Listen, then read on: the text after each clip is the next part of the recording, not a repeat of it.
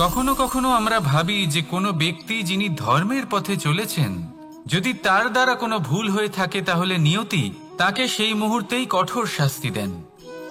কিন্তু সেই সব মানুষ যারা সংসারের সবথেকে বড় অধর্মী, বহু নিকৃষ্ট মানের কাজ করেন, তাদের নিয়তি অনেক সুযোগ দেন। তাদের নিয়তি এরকম কঠোর প্রহার করেন না। এই ভাবনা কখনো না কখনো মনে আসেই। ভেবে দেখুন কেন? আসলে জীবনকে বেশিরভাগ মানুষ একভাবেই দেখে থাকেন, বিভিন্ন স্তরে একে দেখা উচিত। এবার আপনি বলুন, এই সংসারে কোনো অধর্মী কখনো প্রেরণার উৎস হতে পারেন? কখনোই নয়। যে মানুষ নিজের আত্মাকে মলিন করে ফেলেছেন, তিনি এই সংসারকে কিভাবে প্রেরণা যোগাবেন? উনি নিজেই বুঝতে পারেন না কোনটা করা উচিত, ধর্ম কোনটা। তাই নিয়তি তাকে একটা সুযোগ দেন, এটা বোঝার সুযোগ দেন যে কোনটা উচিত, কোনটা ধর্ম। সুযোগ দেন নিজের বিবেক জাগিয়ে তোলার, তাকে সুযোগ দেন নিজের অন্তরাত্মার ডাক শোনার। যখন তাতেও কাজ হয় না, তখন নিয়তির কাছে একটাই পথ বাকি থাকে, আর তা হল মহাবিনাশ। মহাবিনাশ হয়তো দেরিতেই আসতে পারে, কিন্তু তা অবশ্যই আসবে। আর যখন মহাবিনাশ আসে, তখন মহাবিনাশের যন্ত্রণা সমগ্র মানব জীবনের যন্ত্রণার থেকে অনেক বেশি হয়। এই কথাটা সবসময় মনে রাখবেন। আর অন্যদিকে যে মানুষ ধর্মের পথে চলছেন, তার দ্বারা যদি কোনো ভুল হয়ে থাকে, তখন নিয়তি তার পরীক্ষা নেন। কিছুক্ষণের জন্য মানুষের মনে হতে পারে নিয়তি তাকে কঠোর শাস্তি দিয়েছেন, কিন্তু সময়ের সাথে আমরা সবাই দেখি যে যখন সেই মানুষ সেই পরীক্ষায় উত্তীর্ণ হন, এই সমস্ত সংসারের জন্য প্রেরণার উৎস হয়ে ওঠেন। অর্থাৎ নিয়তি প্রত্যেক মানুষকে তার কর্ম অনুসারে উচিত ফলও দেন, উচিত শাস্তিও দেন। পার্থক্য হলো শুধুমাত্র সময় আর আপনার দৃষ্টিভঙ্গি। তাই ধর্মের পথে চলুন আর আমার সাথে ভালোবেসে বলুন, রাধা রাধা। দ্বিধাবোধ। অনেক সময় আমরা জীবনে সেই বাঁকে এসে পৌঁছই যেখানে আমরা বুঝতেই পারি না যে এবার কোন দিক নির্বাচন করা উচিত। কখনো এদিকে যাওয়া উচিত মনে হয়, কখনো ওদিকে যাওয়া উচিত মনে হয়, কখনো দুদিকেই যাওয়া প্রয়োজনীয় বলে মনে হয়, কিন্তু তা তো সম্ভব নয়। কখনো কখনো এটা মনে হয় যে এখানেই থেমে যাওয়া ভালো, কোথাও না যাওয়াই শ্রেয়। এবার একেই তো দ্বিধাবোধ বলে। সংসারে এমন কোনো দ্বিধা নেই যার সমাধান সম্ভব নয়। এই দ্বিধাবোধ স্বাভাবিক। আর আপনার এই দ্বিধাকে আমি একটু সরল করে দিই। দ্বিধাগ্রস্ত হয়ে নির্বাচন করলে তখন এটা মাথায় নিয়ে করবেন যে আপনার এই নির্বাচনের ফলে এই সংসারের ওপর, এই সমাজের ওপর কি প্রভাব পড়তে পারে। নিজের লাভ ক্ষতির বিষয়ে ভাবা ছেড়ে দিন আর কর্ম করুন সংসারের মঙ্গলের জন্য, আগামী প্রজন্মের মঙ্গলের জন্য। ভাবুন আপনার এই নির্বাচনের জন্য কিভাবে তাদের জীবনের উদ্ধার সম্ভব। কারণ এই ভাবনাই হলো উচিত ভাবনা। কারণ অনেক সময় ওষুধ একটু কড়া মনে হতেই পারে, কিন্তু এই ওষুধই তো রোগ মুক্তি ঘটায়। সেইভাবে আপনাকেও এই দ্বিধার মুহূর্তে কঠিন নির্বাচন করতে হতে পারে। এই কঠিন নির্বাচন জীবনে কঠিন পরিস্থিতিও আনতে পারে, কিন্তু যদি এই নির্বাচন ধর্মসঙ্গত হয়, যদি এর দ্বারা সংসারের মঙ্গল হয়, তাহলে এই নির্বাচনই হলো সঠিক নির্বাচন। আসুন আমার সাথে ভালোবেসে বলুন, রাধা রাধা।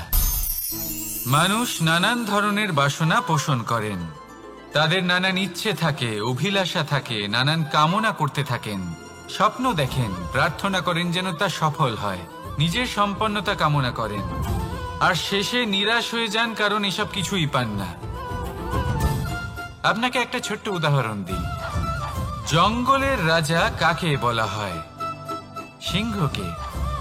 এবার যেহেতু সিংহ বনের রাজা, তাই হরিণ তো তার কাছে এসে এটা বলতে পারে না যে আপনি হলেন বনের রাজা, তাই আপনি আমাকে মেরে ফেলুন, আমাকে খেয়ে ফেলুন আর নিজের ক্ষুধা নিবারণ করুন।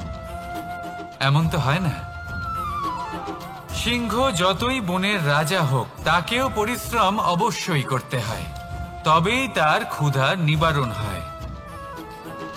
সেইভাবেই আপনার সমস্ত স্বপ্ন, আপনার সমস্ত ইচ্ছে, আপনার সমস্ত অভিলাষা, সমস্ত আকাঙ্ক্ষা পূরণ হবেই, অবশ্যই হবে, পরিশ্রমের দ্বারা।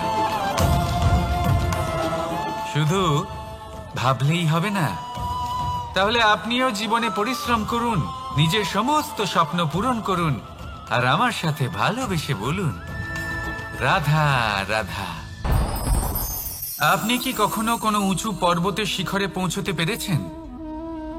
যদি পৌঁছে থাকেন বা যদি আপনি কোনো উঁচু পর্বতের শিখরে যান, তাহলে ভালো করে দেখবেন, আপনি যত উঁচুতে অগ্রসর হতে থাকবেন, আস্তে আস্তে সমস্ত বনস্পতি বিলুপ্ত হতে থাকে। তারপরে সমস্ত গাছপালা, পশু পাখি সব বিলুপ্ত হতে থাকে। শেষ পর্যন্ত সেই শিখরে থেকে যায় শুধুমাত্র শান্তি, নীরবতা।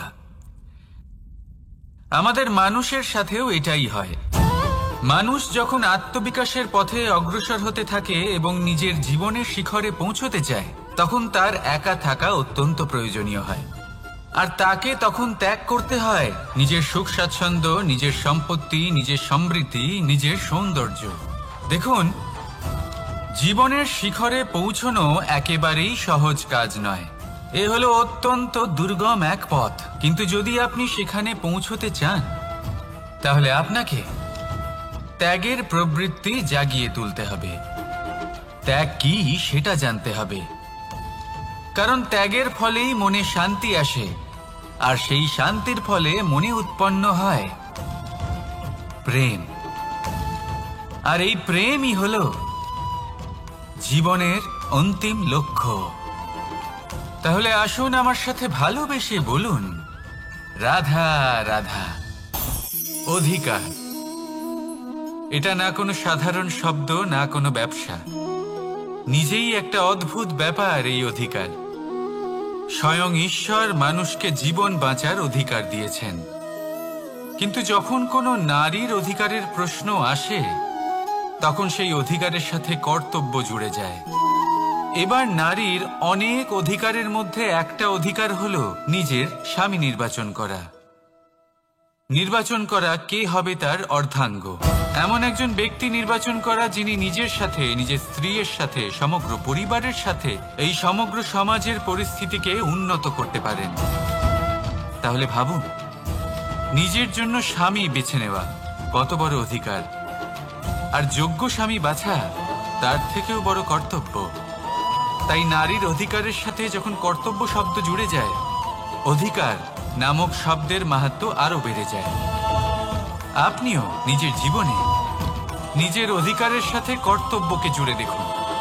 যদি এরকম করেন, তাহলে সমস্ত স্বপ্ন পূর্ণ হবে, আর মন প্রসন্ন হয়ে বলবে, রাধা রাধা। কর্ম, কর্ম সর্বদাই শান্ত মনে করুন। ভিতের সেই ইটের মতো করুন যে শান্তভাবে 7 হাত গভীরে অবস্থান করে।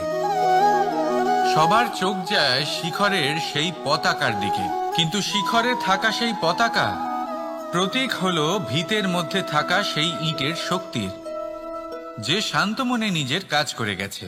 তাই এইভাবেই নিজের কর্ম করুন শান্ত মনে, সন্তোষ ভাব নিয়ে। কলরব যা করার তা আপনার সাফল্যকে করতে দিন, কারণ যখন সাফল্যের এই জয় জয়কার চারিদিকে ছড়িয়ে পড়ে, তখন কর্মের এই মৌনতা আরো শক্তিশালী হয়ে ওঠে। তাহলে আসুন আমার সাথে ভালোবেসে বলুন, রাধা রাধা। পরীক্ষা এমন একটা শব্দ যেটা শুনে সংসারের বেশিরভাগ মানুষই ভয়ভীত হয়ে পড়েন। কারণটা কি? অসফলতার ভয়। পরীক্ষা এই শব্দের যদি আমি অন্য দিকটা দেখাই, তার তাৎপর্য এই নয় যে আপনার দুর্বলতা সবার সামনে তুলে ধরবে। এটা তো হলো সেই যুক্তি যা আপনার বল, সাহস, শক্তিগুলি সবার সম্মুখে তুলে ধরবে। আগে হ্যাঁ, এটাই হলো সেই যুক্তি। আপনি নিজেই কখনো দেখবেন পরীক্ষার সময় আপনার অন্তরের অনেক গুণ বাইরে বেরিয়ে আসে। এমন কোনো শক্তির উদ্ভব হয় যার বিষয়ে আপনি নিজেও জানতেন না, ঠিক কিনা? তাই এই পরীক্ষাকে কখনো ভয় পাবেন না। বিশ্বাসের সাথে নির্ভীক হয়ে এটার সম্মুখীন হন। দিনের শেষে এই পরীক্ষা শুধুই আপনাকে উজ্জ্বল করবে, আপনাকে আরো শ্রেষ্ঠ করে তুলবে। তাহলে আসুন আমার সাথে ভালোবেসে বলুন, রাধা রাধা। জলে জলকেলি করতে কে না ভালোবাসেন? আমাদের মধ্যে প্রত্যেক মানুষ চান কোথাও একটা সরোবরে, কোনো নদীতে, জলের মাঝে জলক্রীড়া করে আনন্দ উপভোগ করতে, তাই তো? এবার বলুন, আমাদের মধ্যে এমন কে কে আছেন যারা সাগরের ঢেউয়ের মধ্যে এক পাড় থেকে অন্য পাড়ে সাঁতার কেটে যাবার সাহস রাখেন? কে আছেন এমন? এবার এই কাজ তো হলো অত্যন্ত কঠিন। আমরা পার পছন্দ করি, জলকেলি করতে ভালোবাসি, কিন্তু পাড়ের কাছে, সমুদ্রের ঢেউয়ে নয়। কিন্তু একটা কথা মনে রাখবেন, যেই দিন এই পাড়ের কথা ভুলে গিয়ে আমরা সাগরের ঢেউয়ের সাথে লড়াই করার সাহস রাখব, সেই দিনই সাগরের ঢেউয়ের সাথে লড়াই করার শক্তিও আমরা পেয়ে যাব। পার আমাদের অত্যন্ত প্রিয়, আমাদের সুরক্ষিত রাখে, কিন্তু এটা আমাদের দুর্বল করে তোলে।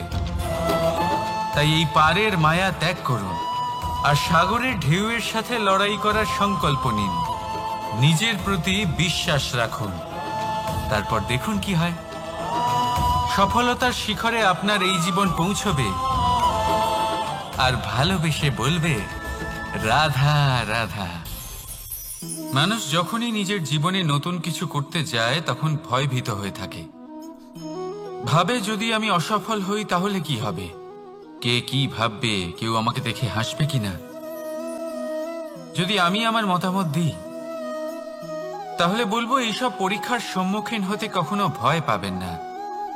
কারণ যাই হোক না কেন, পরিণাম দুটোই হতে পারে। একটা হয় আপনি জিতে যাবেন, দ্বিতীয় পরিণাম আপনি হেরে যাবেন। খুব সোজা। যদি জিততে পারেন আপনি সবাইকে নেতৃত্ব দিতে পারবেন, কিন্তু যদি আপনি হেরে যান তাহলে আপনার কাছে সেই অভিজ্ঞতা থাকবে যা দিয়ে আপনি আগামী প্রজন্মের পথপ্রদর্শক হবেন। এবার ভাবুন, এই অভিজ্ঞতা দ্বারা আপনি কাউকে সাহায্য করছেন, যা দিয়ে সে নিজের স্বপ্ন পূরণ করতে পারবে। খুব পুণ্যের বিষয় এটা। একটা সহজ কথা জেনে রাখুন, জয় হোক বা পরাজয়, দুটো একই দিকে নিয়ে যায়, আর সেটা হলো জয়ের দিকে। শুধু নিজের দৃষ্টিভঙ্গি শুভ করে তুলুন আর নিজের পরীক্ষাগুলিকে সীমিত করে তুলবেন না। নিজের এই সীমাগুলিকে আহ্বান জানান, নিজের ব্যক্তিত্বকে বিশাল করে তুলুন, শক্তিশালী করে তুলুন। আর আমার সাথে ভালোবেসে বলুন, রাধা রাধা। এই সম্পর্ক হলো গুরু এবং শিষ্যের। গুরু হলেন ধনুকের সেই প্রত্যঞ্চার মতো, যিনি নিজেকে পেছনে রেখে শিষ্যকে তার গন্তব্যের দিকে এগিয়ে দেন, তাকে নিজের লক্ষ্য ভেদ করতে দেন, আর সর্বদাই কঠোর হয়ে থাকেন যাতে শিষ্য কখনোই নিজের লক্ষ্যচ্যুত না হয়। ধন্য হলেন এমন গুরু যারা শিষ্যকে নিজের গন্তব্যে পৌঁছেও দেন এবং তার সব কৃতিত্ব তাকেই দেন, নিজের শিষ্যকে, নিজের বাণকে। তাহলে আপনারা চিরকাল এরকম গুরুকে মনে রাখবেন, সর্বদা তাদের সম্মান করবেন, সর্বদা তাদের ভালোবাসবেন, কখনো জীবনে পিছিয়ে পড়বেন না আপনি। আসুন আমার সাথে ভালোবেসে বলুন, রাধা রাধা। আপনি কখনো আতর মেখেছেন? একটা শ্রেষ্ঠ আতরের গুণ হলো ওকে মাখার পরে অনেক দিন পর্যন্ত তার সুবাস থেকে যায়। তারপরে আপনি বস্ত্র বদল করুন বা রেখে দিন, তার সুবাস থেকেই যায়। এবার ধরে নিন এই আতর হলো আপনার কর্ম, আর আপনার শরীর, আপনার বস্ত্র হলো আপনার জিহ্বা। যত শ্রেষ্ঠ আপনার কর্ম হবে তত বেশি এই সংসার আপনাকে জানবে। আপনার কর্ম যদি সর্বশ্রেষ্ঠ হয় তাহলে সারা জীবন মনে রাখবে, আর জীবনের পরেও আপনাকে ভুলবে না। এই কর্ম ধর্ম ভেবে পালন করবেন, কারণ এই চিন্তা ভাবনাই সত্য হয়ে সামনে আসে। সেই জন্য ভাবনাকে পুষ্ট করুন, যুক্তিবোধ শ্রেষ্ঠ করে তুলুন। সবকিছু নিজে থেকেই হয়ে যাবে, পথ আপনা থেকেই সামনে চলে আসবে, কর্ম নিজে থেকেই হতে থাকবে। শুধু কর্ম ধর্ম মনে করে পালন করতে থাকুন। আর আমার সাথে ভালোবেসে বলুন, রাধা রাধা। এই জীবন, এই জীবন দেখতে গেলে কিন্তু খুবই কঠিন। এই জীবন কি করি হে নারায়ণ, এটাকে একটু সহজ কি করে করে তোলা যায়, এই প্রশ্নই তো আসছে মনে। এর উত্তর স্বয়ং সেই মানুষের মধ্যেই লুকিয়ে, তার সিদ্ধান্তে, তার নির্বাচনের মধ্যে লুকিয়ে। এবার জীবনের যে কঠিন সময়গুলো থাকে সেগুলো সেই প্রসঙ্গের মতোই হয়। যেমন ধরুন, আপনি হাঁটছেন হাঁটছেন আর হঠাৎ করে পায়ে কাঁটা ফুটে গেল। এবার আপনি কি করবেন? এমনও ব্যক্তি আছেন যারা সেই কষ্টের কারণে, সেই কষ্ট পাওয়ার ভয় পিছিয়ে আসেন। এমনও কিছু ব্যক্তি থাকেন যারা সেই আঘাতে নিরাময় করার জন্য সময় নষ্ট করবেন, কতটা জানি না। এমনও কিছু ব্যক্তি থাকতে পারেন যিনি হয়তো সেই কাঁটাকে তুলে নিয়ে তার ব্যবহার গজালের মতো করবেন, তাকে দেওয়ালে পুঁতে একটা সুন্দর ছবি লাগাবেন যাতে সেই দেওয়াল আরো সুন্দর দেখতে মনে হয়। এটাই জীবনের সাথেও হতে পারে। এবার দেখুন, জীবন হলো কঠিন নাকি অত্যন্ত কঠিন সেটা গুরুত্বপূর্ণ নয়, সেটাকে সরল করার জন্য আপনি কি করছেন সেটা গুরুত্বপূর্ণ। জেনে রাখুন, আমরা সবাই মরণশীল, আমাদের সবার মৃত্যু হবে, প্রত্যেককেই এক না একদিন অবশ্যই মরতে হবে। এবার যখন সেটা হতেই চলেছে, তাহলে ভয় কেন পাবো, চিন্তা কেন করব? দুশ্চিন্তা করলে কি এর সমাধান হয়ে যাবে? কখনোই নয়। যা প্রারব্ধ তা হবেই। তাই জীবন এই কিছুক্ষণ আপনাকে বাঁচার জন্য দিয়েছে, তা বাঁচতে শুরু করে দিন। জীবনে যা পরিস্থিতি আসুক তা ধন্যাত্মক দৃষ্টিভঙ্গি দিয়ে দেখা শুরু করুন। এটা যদি আপনি শিখে নিতে পারেন, তাহলে আপনার এই জীবন সুখ ও প্রসন্নতা দ্বারা ভরে উঠবে। আর এই প্রসন্নতাই আপনি বলবেন, রাধা রাধা। বৃষ্টির জল যখন মেঘের দ্বারা টিপ টিপ করে ঝরে পড়ে তখন কি ভালো লাগে, তাই না? শুধু যে এই আবহাওয়া ভালো করে তুলে তাই নয়, এই মাটিতে সমাহিত হয়ে একটা অত্যন্ত সুন্দর গন্ধ উৎপন্ন করে। এই লতা পাতা, এই বৃক্ষ এদের জীবন দান করে, এদের পুষ্ট করে তোলে, আর তার সাথে অনেক জীবের কল্যাণ করে। কিন্তু ভাবুন, যখন বজ্রপাত হয় তখন কি হয়? এই সমস্ত জলের ফোঁটা অনিয়ন্ত্রিত হয়ে যায়, একটা ভয়ানক বন্যার রূপ নিয়ে নেয়, যা শুধুমাত্র মহাবিনাশ করে। এর সারমর্ম কি? এর সারমর্ম হলো কর্ম করুন, কিন্তু তার নিয়ন্ত্রণ রেখে। যদি আপনি নিয়ন্ত্রণে না থাকেন, তাহলে আপনিও জীবনরূপী এই বর্ষার পরিবর্তে ভয়ানক বন্যার রূপ ধারণ করবেন। এবার বিকাশ ঘটাবেন নাকি বিনাশ, সিদ্ধান্ত হলো আপনার। যদি বিকাশ ঘটাতে চান, তাহলে নিজের কর্মের সাথে সাথে নিজের মনকেও নিয়ন্ত্রণ করতে শিখুন। এই মনকে সংযত করুন, একে নিয়ন্ত্রণে রাখুন, নিজের কর্মকে নিয়ন্ত্রণে রাখুন, ভারসাম্য বজায় রাখুন।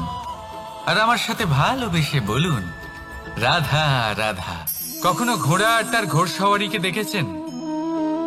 ঘোড়ার ডান এবং বাম দিকে যেন একটা পর্দা লাগানো থাকে। তার কারণ কি? যাতে ঘোড়া অন্য কোনো দিকে দেখতে না পায়, শুধুমাত্র সামনে দেখে আর সেই দিকেই এগোতে থাকে। বলতে গেলে এটা খুব সাধারণ ব্যাপার, কিন্তু এর পেছনে খুব বড় এক বিজ্ঞান লুকিয়ে রয়েছে।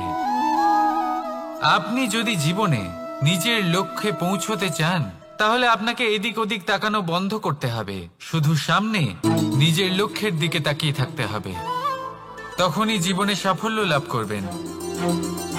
ঘোড়া তো শুধুমাত্র এক পশু, তার উপরে লাগাম পরাতে হয়, চোখের ডান এবং বাম দিকে পর্দা পরিয়ে দেওয়া হয়। আপনি হলেন মানুষ, আপনাকে লাগাম কে পরাবে? কেউ না। এটা আপনাকে নিজেকেই করতে হবে। মনের গভীরে প্রবেশ করুন আর আবেগগুলিকে লাগাম পরান, তাদের নিয়ন্ত্রণ করতে শিখুন। আর নিজের দৃষ্টি সামনে, শুধু নিজের লক্ষ্যের দিকে। মনে রাখবেন, যদি আপনার দৃষ্টি শুধুমাত্র নিজের লক্ষ্যে থাকে, তাহলে লক্ষ্য ভেদ অবশ্যই করবেন। যদি একাগ্রতা এদিক ওদিক চলে যায়, তাহলে লক্ষ্য হারিয়ে যাবে। রাধা রাধা। রাধা। যথা রাজা তথা প্রজা, যথা বীজ তথা বৃক্ষ, যথা ভূমি তথা অঙ্কুর। কি সুন্দর শব্দ এগুলি! আর যতটাই সুন্দর ততটাই গভীর হলো তার অর্থ। যেমন রাজা হবেন, প্রজা তেমনই হবেন। যেমন ভূমি হবে, অঙ্কুরও তেমনই হবে। কখনো গভীরে গিয়ে এই কথার অর্থ বোঝার চেষ্টা করেছেন আপনি? রাজা এই শব্দের মূল হল রজ। রজ কথার অর্থ হল মাটি। অর্থাৎ রাজা হলেন তিনি যিনি মাটির সাথে যুক্ত। রাজা হলেন তিনি যিনি প্রজাদের সম্মান করবেন, তাদের যত্ন নেবেন, তাদের চোখে জল দেখলেই চিন্তিত হয়ে উঠবেন, তাদের অশ্রু মোছার জন্য সমস্ত সম্ভাব্য চেষ্টা করবেন, তাদের সুখী রাখার জন্য সমস্ত চেষ্টা করবেন। রাজা এরকম হয়। এবার এই সমস্ত গুণ যদি একজন রাজার মধ্যে না থাকে, তাহলে প্রজার মধ্যে অসন্তোষ দেখা যায়। আর এই অসন্তোষ বিদ্রোহের রূপ নেয়। আর এই বিদ্রোহ যে কোনো রূপেই হলো বিনাশকারী। তাহলে রাজার উচিত প্রজাদের রক্ষা করা, এবং প্রজাদেরও উচিত রাজার প্রতি বিশ্বাস রাখা, তার অনুকরণ করা। এই দুজন যখন এক হবেন, তখনই শাসন স্থির হবে, তখনই এই দেশ নিয়ন্ত্রণে থাকবে। যদি দুজনের মধ্যে কোনো একজন নিয়ন্ত্রণ হারান, তখন মহা বিনাশ অবশ্যই হবে। তাহলে রাজা নিজের কর্ম করবেন আর প্রজা নিজের ধর্ম পালন করবেন, আর আমার সাথে ভালোবেসে বলবেন রাধা রাধা। এই বৃক্ষ দেখতে পাচ্ছেন, বটবৃক্ষ। এই সংসারের সব থেকে বড় বৃক্ষের মধ্যে অন্যতম। কি না করে এই বৃক্ষ! অনেক বছর ধরে বেঁচে থাকে এই বৃক্ষ। এই বৃক্ষ সর্বদাই বাড়তে থাকে। কত পশু পাখিদের এই বৃক্ষ আশ্রয় প্রদান করে। পথ চলতি পথচারীদের এই বৃক্ষ ছায়া প্রদান করে, আশ্রয় প্রদান করে, বিশ্রাম করার জায়গা দেয়, শীতল ছায়া দেয়। বটবৃক্ষ সংসারের সব থেকে বড় বৃক্ষদের মধ্যে একটা বৃক্ষ। এই বৃক্ষের বীজ সর্ষে দানার থেকেও ছোট হয়, কিন্তু তা মাটির মধ্যে সমাহিত হয়ে যায়, নিজের খোলসকে ভেঙে প্রথমবার অঙ্কুরিত হয়। আর তারপরে আস্তে আস্তে আস্তে একটা ছোট্ট বীজ একটা বিশাল বটবৃক্ষে পরিণত হয়। জীবনে যদি সাফল্য পেতে চান, তাহলে এইভাবেই এগোতে হবে। ছোট ছোট পদক্ষেপের দ্বারা এই পথ চলা শুরু করতে হবে। সেই জন্য ছোট কাজ করতে কখনো সংকোচ করবেন না, ছোট কাজ করতে কখনো লজ্জা পাবেন না। যদি এই ছোট ছোট কাজ পূর্ণ নিষ্ঠা দিয়ে, পূর্ণ মনোযোগ দিয়ে, সততার সাথে করতে পারেন, তাহলে এই ছোট কাজের আকার বাড়তে থাকবে। তাই কাজগুলিকে কাজের মতোই দেখতে শুরু করুন। ছোট কাজ বা বড় কাজ এরকম ভাববেন না। তাহলে কর্ম করতে থাকুন। জীবনে আপনার অস্তিত্ব বটবৃক্ষের থেকেও বড় করে তুলুন। তাহলে আসুন আর আমার সাথে ভালোবেসে বলুন রাধা রাধা। ভগবান আর ভুল, এই দুই একই অক্ষর দিয়ে শুরু হয়। শুধু তাই নয়, এদের দুজনের রাশিও সমান। এবারে আপনারা বলবেন যে ভগবান, ভুল, এদের মধ্যে কিভাবে মিল থাকতে পারে? অনেক বড় মিল আছে। না শুধু এ এক অক্ষর দিয়ে শুরু হয়, বরং এদের বিজয় মন্ত্রটাও এক। ভগবানকে মানুন, তাকে বিশ্বাস করুন, তাকে স্বীকার করুন। এটা করলে মনের দৃষ্টি থেকে ভগবানকে দেখা যায়, আর উনি আপনাকে সমৃদ্ধ করে তোলেন। ভুলের সাথেও এটাই ঘটে। নিজের ভুল স্বয়ং মেনে নিলে, স্বীকার করে নিলে, সব কিছুই স্পষ্টভাবে দেখতে পাবেন। যেদিন থেকে আপনি নিজের ভুল মেনে নিতে শিখবেন, সেদিন থেকে সেই ভুল শোধরানোর প্রক্রিয়াও শুরু হয়ে যাবে। আপনি বুঝে যাবেন নিজের ভুল কিভাবে শোধরাতে হয়। তাই মনে রাখবেন, নিজেকে শ্রেষ্ঠ করে তোলার জন্য নিজের ভুল স্বীকার করা অত্যন্ত প্রয়োজনীয়। এই জীবনে শান্তি আনার জন্য ঈশ্বরকে মেনে নেওয়াও অত্যন্ত প্রয়োজনীয়। সবসময় নিজের গুণ এবং নিজের দোষ মনে রাখবেন। আজীবন সুখী থাকবেন। রাধা রাধা। আমরা সব সময় চাই যে এই সংসার আমাদের জ্ঞানী বলবে, বুদ্ধিমান বলবে, বুঝদার বলবে, কিন্তু মূর্খ মূর্খ যেন কেউ না বলে। মূর্খ শব্দটা আমরা কেউ শুনতে চাই না, দূরে পালাতে থাকি। কিন্তু একটা সত্যি সবার কাছে অজানা, যে মূর্খ হওয়া হলো বুদ্ধিমান হওয়ার দিকে সর্বপ্রথম পদক্ষেপ। আপনি যত খুশি দিগ্গজ জ্ঞানী মানুষদের সাথে আলাপ করুন, যত ইচ্ছে কথা বলুন, যতই জ্ঞানের কথা আলোচনা করুন, অভিজ্ঞতা মূর্খ হবার পরেই পাওয়া যায়, তাই নয় কি? মূর্খ হবার পরে আপনি এটা বুঝতে পারবেন যে কি করা উচিত নয়। জ্ঞানী ব্যক্তি আপনাকে এটা বলবেন যে কি করা উচিত। আর এই সংসারে কি করা উচিত তার থেকেও অনেক বড় জ্ঞান হলো কি করা উচিত নয়। সেই জন্য সব সময় মনে রাখবেন, আপনার করা কিছু ভুল, আপনাকে যদি কেউ মূর্খ বানিয়ে থাকে, ছল চাতুরি করে থাকে, তাহলে কোনো ব্যাপার নয়। এটা শেষ পর্যন্ত আপনাকে আরো বুদ্ধিমান করে তুলবে। এই মুহূর্তে ধন্যাত্মক থাকুন, এই সংসার আপনাকে অবশ্যই জ্ঞানী বলবে। রাধা রাধা। আপনি কি কখনো একজন মালিকে একটা বাগানের যত্ন নিতে দেখেছেন? যদি কখনো একটা গাছে উই ধরে যায়, মালি তখন শুধু সেই গাছের নয়, সমস্ত বাগানের চিকিৎসা করায়। আপনারা হয়তো বলবেন, এ কেমন মূর্খতা, যখন উই একটা গাছে লেগেছে সমস্ত বাগানের চিকিৎসা কেন করাতে হবে? এ তো অযথা পরিশ্রম করা। কিন্তু মালি খুব ভালো করে জানে যে উই হয়তো একটা গাছে লেগেছে, কিন্তু তা সমস্ত বাগানকে নাশ করে দিতে পারে। এবার মালির এই শিক্ষা, এই জ্ঞান অন্য অনেক জায়গাতে প্রযোজ্য। এই সংসারে আমরা শুধুমাত্র নিজের পরিবারের কথাই চিন্তা করি, তাদের যত্ন নিই, চেষ্টা করি যেন তারা ভালো থাকেন, সুখে থাকেন। আর সেই সময় এই সমাজের কিছু বিরোধী মনোভাব এই সমাজকে গ্রাস করে ফেলে, এই সমাজকে নষ্ট করে ফেলে, কিন্তু আমাদের নজর শুধু আমাদের পরিবারে থাকে।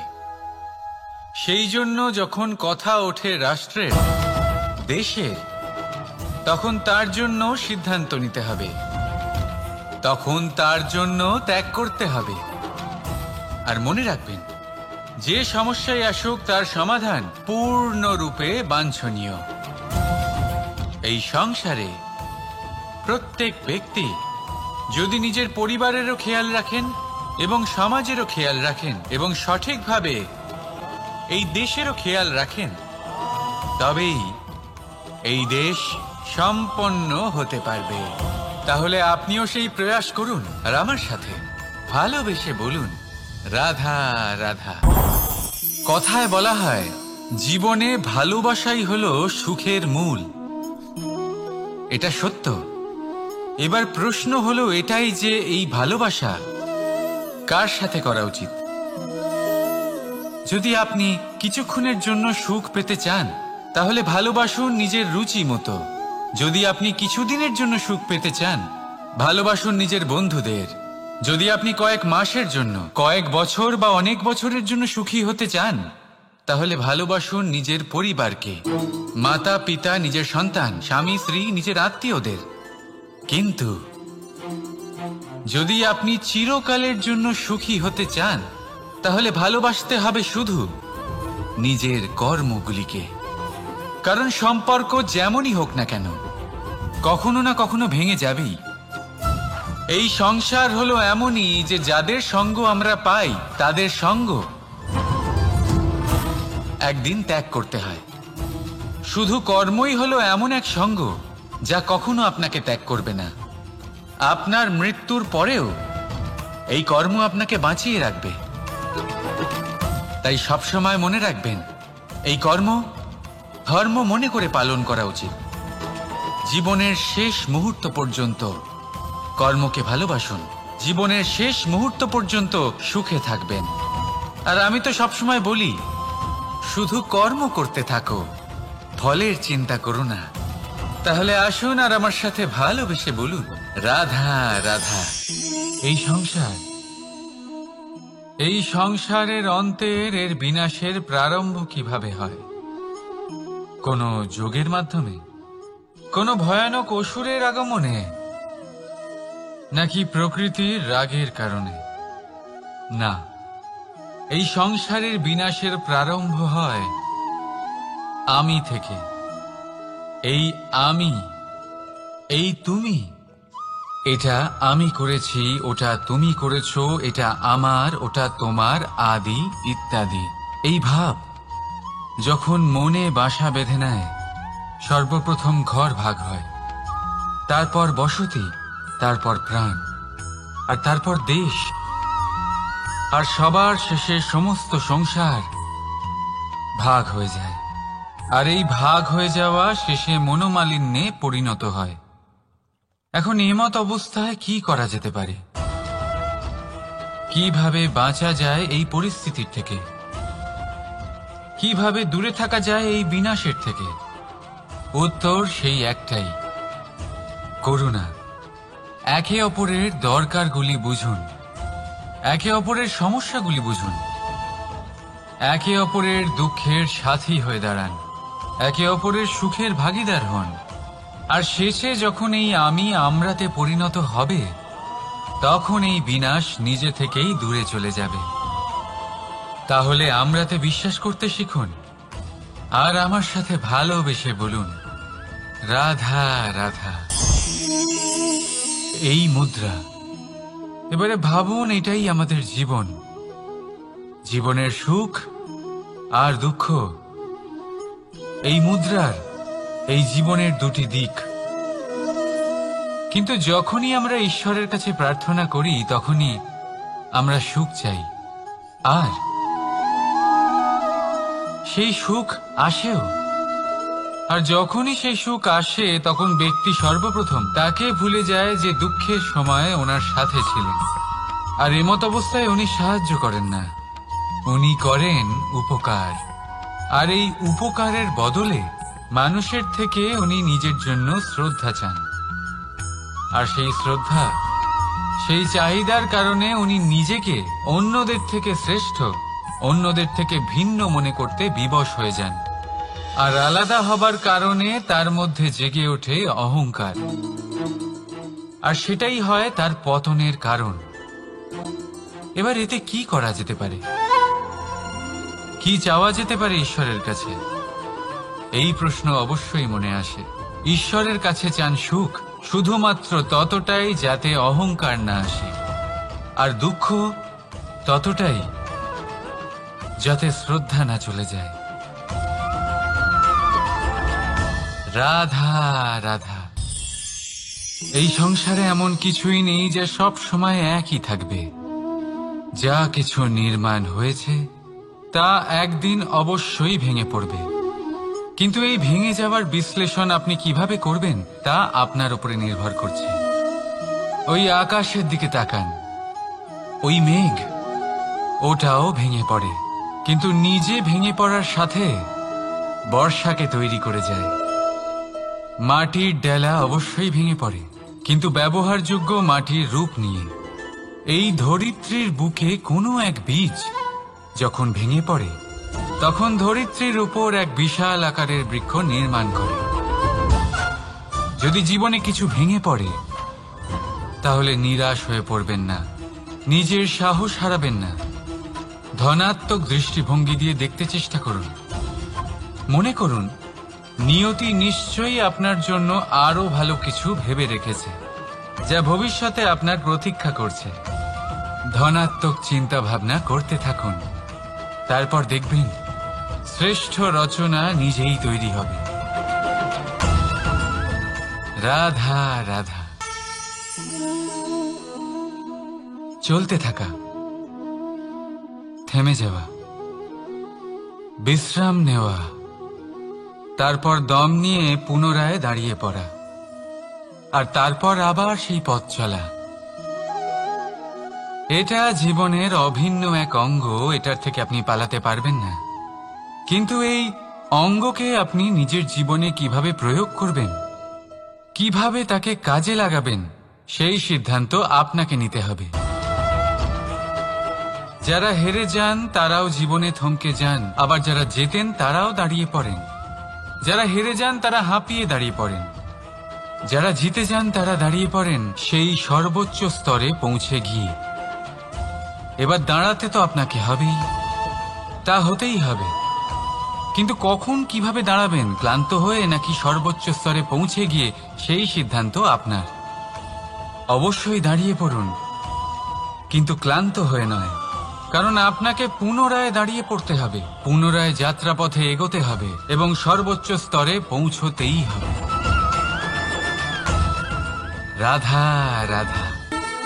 স্বপ্ন, আমরা জীবনে স্বপ্ন দেখতে থাকি, সেটা পূরণ করার পূর্ণ প্রয়াস করে থাকি। কিন্তু এই স্বপ্ন পূরণ না হওয়ার পরিস্থিতিতে আমরা ভেঙে পড়ি, ছিন্ন বিচ্ছিন্ন হই। আর তারপরেই বোঝা আমরা আগামী প্রজন্মের ওপর রীতিমতো চাপিয়ে দিই। আমরা এটাই মনে করি যে আমরা যেটা হতে পারিনি সেটা আমাদের সন্তান অবশ্যই হবে। আমরা যা কখনো পাইনি আমাদের সন্তান অবশ্যই তা পাবে। এটা যে অনুচিত সেটা আমরা ভাবি না, কিন্তু এটা ভুল। আর এই ভুল আমরা সকলেই করে থাকি। সন্তান প্রকৃতি আর পরমাত্মার আশীর্বাদ। ওদের ভেতরে তাদের নিজের একটা অস্তিত্ব লুকিয়ে থাকে, সেটা মন দিয়ে দেখুন তো। আপনি শুধু ওই সন্তানকে জন্ম দিয়েছেন, কিন্তু ওর জীবন আপনার নয়। তাই নিজের সন্তানের সাথে থাকুন, সময় কাটান, ওদেরকে ভালোবাসুন, সবসময় প্রেরণা দিন। কিন্তু প্রেরণা দিন ওর নিজের অস্তিত্বকে বাড়ানোর জন্য, ওর নিজের স্বপ্ন পূরণ করার জন্য, আপনার স্বপ্ন পূরণ করার জন্য নয়। ওদের অস্তিত্বকে পূর্ণাঙ্গে বৃদ্ধি পেতে দিন। রাধা রাধা। এই পুকুর দেখছেন আপনি? পুকুরের জল কখনো প্রবাহিত হয় না, একই স্থানে জমে থাকে, আর সেই কারণে কিছুদিন পর ময়লা হতে শুরু করে। কিন্তু তাও আমরা একে ত্যাগ করি না, আমরা তবুও একে পুজো করি। শুধুমাত্র এই কারণে নয় যে অতীতে সে আমাদের তৃষ্ণা মিটিয়েছে, কিন্তু এই কারণেও যে যদিও বা সে ভবিষ্যতে আমাদের তৃষ্ণা না মেটায়, কিন্তু প্রয়োজন হলে আগুন অবশ্যই নেভাতে পারে। ঠিক সেই রকমই হয় আমাদের সম্পর্ক, সম্পর্ক যা আমরা বহু বছর পরিশ্রম করে তৈরি করি, যে দরকার পড়লে আমাদের সহায়ক হয় কোনো না কোনোভাবে। সেই জন্য সম্মান করতে শিখুন এই সম্পর্কগুলিকে, শিখুন এই সম্পর্কগুলিকে অটুট রাখতে। কথায় কথায় এই সম্পর্কগুলিকে ভেঙে দিতে শিখবেন না। রাধা রাধা। বিষ, এই শব্দটা শুনলেই মনে অনেক কল্পনা জন্ম নেয়। কল্পনা অসহ্যকর তিক্ততা, কল্পনা অত্যন্ত বেদনাদায়ক মৃত্যু। এবার যদি আপনাকে জিজ্ঞেস করা হয় যে সবচেয়ে বিষাক্ত বিষ কোনটা, তাহলে আপনি কি বলবেন? কেউ বলবে সর্পের বিষ, কেউ বলবে কাঁকড়া বিছের, কেউ বলবে কালকিউটের বিষ। কিন্তু না, এই সমস্ত রকম বিষ সেই বিষের সামনে টিকতে পারবে না যাকে আমরা বলে থাকি কানের মধ্যে ঢালা বিষ। শুনতে অত্যন্ত মিষ্টি, কিন্তু তিক্ততায় অত্যন্ত বিষাক্ত। পেটের মধ্যে যাওয়া এই বিষ শুধুমাত্র একটি মানুষের মৃত্যুর কারণ হয়, কেবল একটি। কিন্তু কানের মধ্যে ঢালা এই বিষ একাধিক সম্পর্কের নাশ করতে পারে। আর এটাতে সেই ব্যক্তির ভুল নেই যে আপনার কানে বিষ ভরেছে, আপনি তাকে দোষ দিতে পারেন না। এখানে দোষ আপনার নিজের, যে এই বিষকে আপনি নিজের উপরে প্রভাব ফেলতে দিয়েছেন, এই বিষকে সুযোগ দিয়েছেন আপনার ক্ষতি করতে। এটা আপনার ভুল। সেই জন্য কুমন্ত্রণায় কখনো কান দেবেন না। আপনার মনে ভালোবাসার দৃঢ়তা জাগিয়ে তুলুন আর নষ্ট করে দিন এই সংসারের সমস্ত বিষের প্রভাবকে। রাধা রাধা।